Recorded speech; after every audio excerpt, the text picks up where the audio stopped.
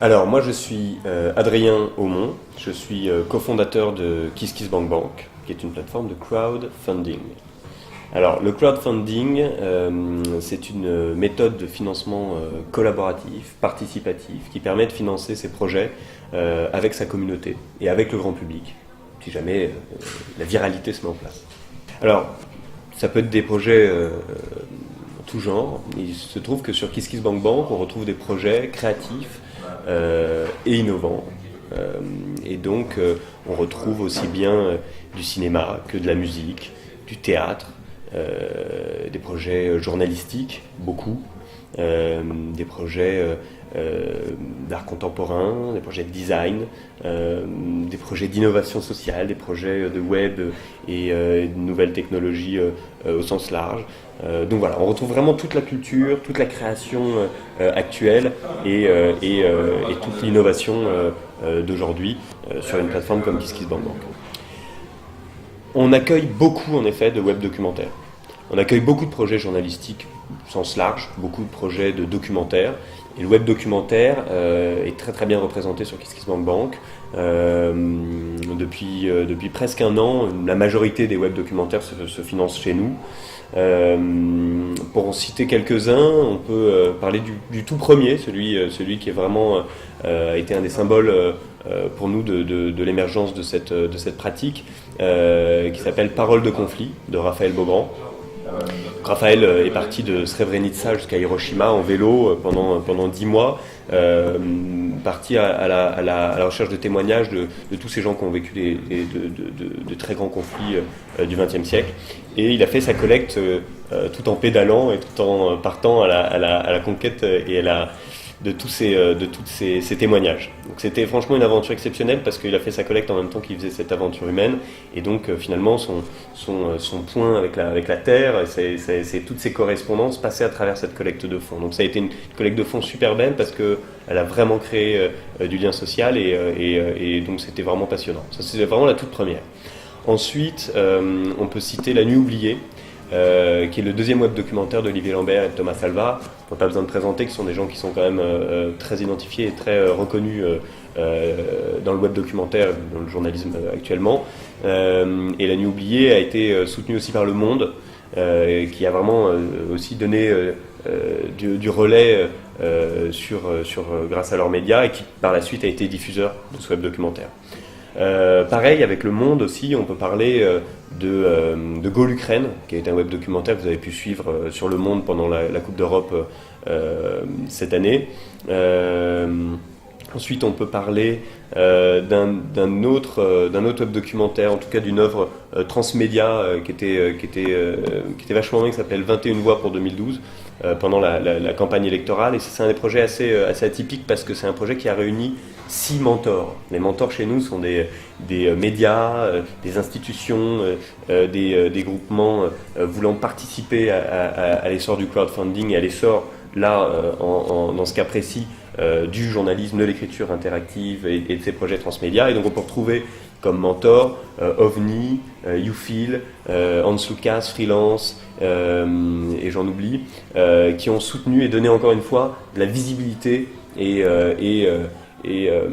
une belle image de marque à ce projet.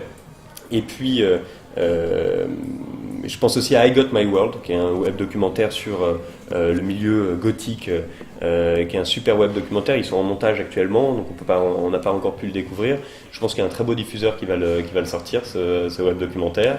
Et c'est un cas d'école intéressant parce que c'est un des mentors présents sur la plateforme, qui s'appelle la Banque Postale, qui a financé à hauteur de la moitié de l'objectif ce web documentaire.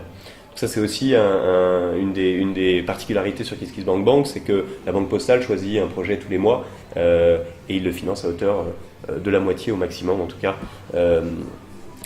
De son objectif. On ne peut pas mettre une vidéo sur Vimeo ou YouTube en espérant, sans rien faire, en espérant se retrouver avec des tonnes de vues. Ça serait un tour de magie. Et, malheureusement, les tours de magie, ça n'existe pas. Il y a toujours une petite solution quand même. Et donc la solution dans le crowdfunding, c'est d'avoir une communauté et de savoir mobiliser sa communauté. Et ici, l'idée, c'est de mobiliser sa communauté pour financer son projet. C'est très impliquant de financer un projet.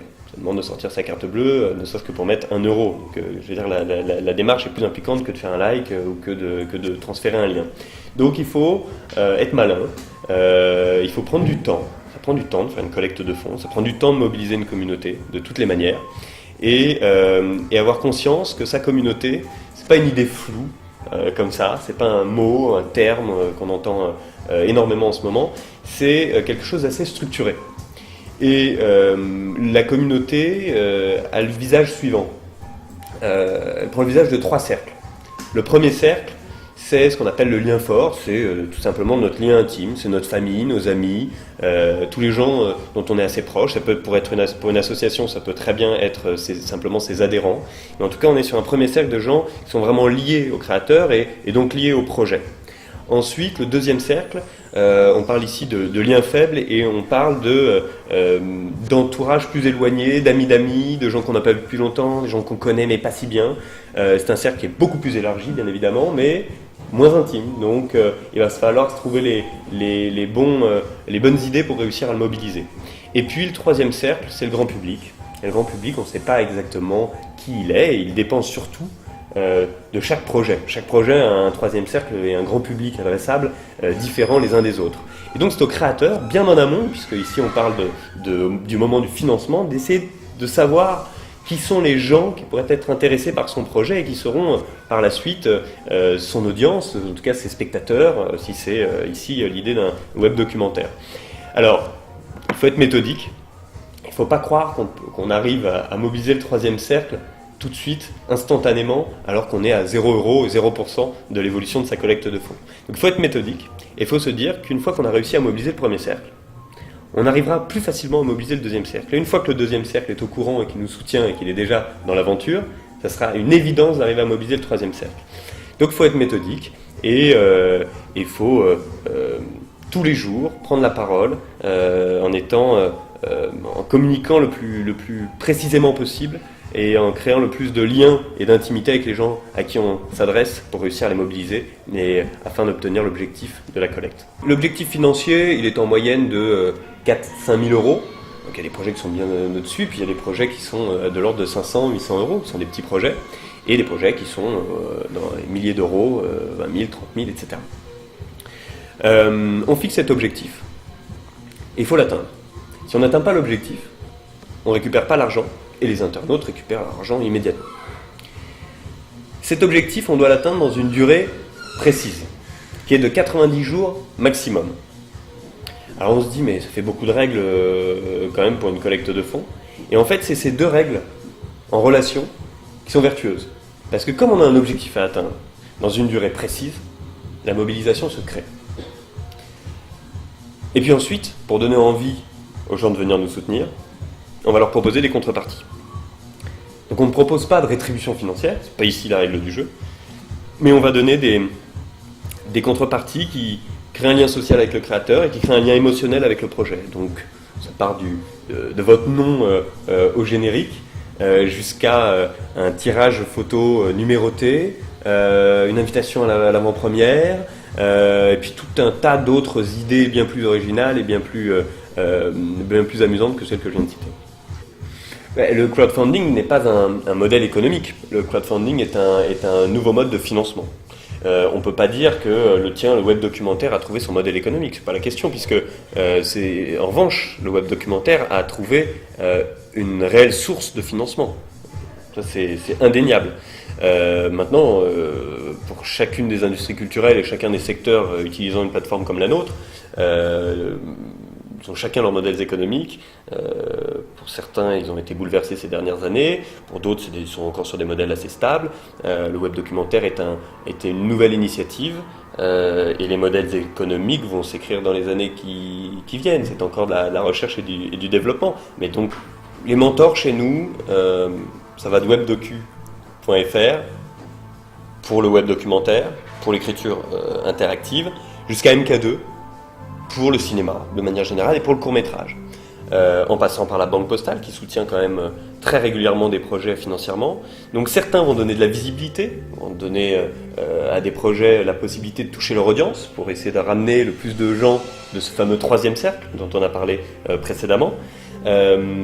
D'autres mentors comme MK2 vont donner de la visibilité mais vont surtout dire à tous ces créateurs, si vous vous financez comme ça, on va aussi vous donner une visibilité une fois que vos projets seront terminés, pour qu'il y ait une vie après le crowdfunding, pour que les projets puissent continuer leur aventure grâce à KissKissBankBank et grâce à nos mentors. C'est pour ça que vous retrouvez en ce moment, alors qu'il n'y en avait pas eu depuis 10 ans, des courts-métrages dans les salles de cinéma avant les longs-métrages. Ça c'est grâce à MK2, c'est grâce à KissKissBankBank et c'est grâce à la Banque Postale. Et donc pour finir, la Banque Postale, qui est extrêmement active et qui non seulement met de l'argent dans les projets pour aider les gens qui ont décidé de se prendre en main, et puis qui est capable de vous donner aussi de la visibilité, puisque c'est un site et un portail qui est énormément visité et que les projets coup de cœur de la Banque Postale se retrouvent aussi avec une visibilité sur leur plateforme. Donc voilà, le but des mentors, c'est d'aider ces projets à se réaliser dans chacun de ces secteurs, avec une expertise à chaque fois différente, et de donner une aura au projet et une visibilité, quelquefois de l'argent. Ce que vous faites déjà, et ce que vous allez faire de mieux en mieux dans les mois et dans les années qui viennent, c'est tout simplement de donner de l'espace, donner du temps de parole à ces créateurs, à ces journalistes, à ces documentaristes et ces réalisateurs. Donc, à partir du moment où vous faites une interview de ces créateurs, que vous leur donnez du temps pour expliquer leur projet, que vous avez l'expertise qui vous permet de pousser justement et de ne pas traiter des sujets en façade, mais rentrer vraiment dans le détail des sujets traités par ces créateurs, et que vous avez la force de frappe et la visibilité dans ce secteur que vous avez, le porteur de projet, le créateur en sort gagnant parce qu'il est capable d'expliquer longuement ce qu'il est en train de faire en ayant en face de lui quelqu'un qui connaît de quoi il est en train de parler, puis d'avoir une visibilité pour réussir justement, toujours encore une fois, à ramener ce troisième cercle et à faire qu'il y ait une audience qui arrive à être drainée vers son projet. Donc c'est de la visibilité, ce que vous donnez. Ça, c'est une grande partie du truc. Et puis après, le mentor, et c'est ce que vous faites très bien, ce que font d'ailleurs pas tous les mentors, c'est de l'accompagnement.